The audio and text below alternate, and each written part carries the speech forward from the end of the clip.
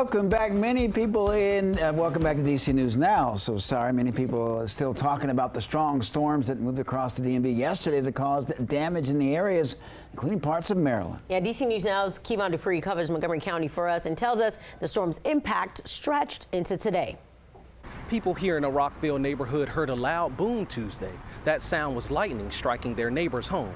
And in Takoma Park, neighbors say a large tree fell near their homes Wednesday morning, giving them an early wake-up call.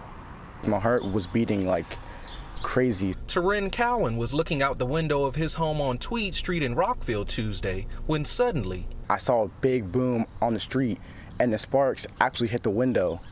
And then I look up and the corner of the house is just smoking. That sound, lightning, hitting his neighbor's home across the street. Then I hear sirens and fire trucks, and I'm just like, wow.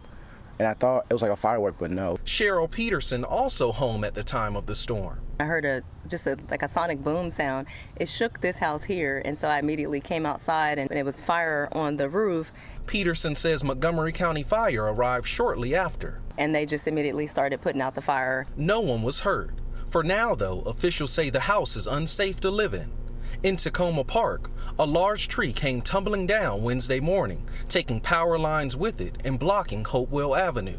Giselle Donnelly lives nearby. My wife and I were woken up by the sound of the tree going down, and we lost power. Donnelly says it raises some concerns. You live in a neighborhood like this, you're worried that a tree is going to come down to your house or something like that. We are lucky because nobody get hurt.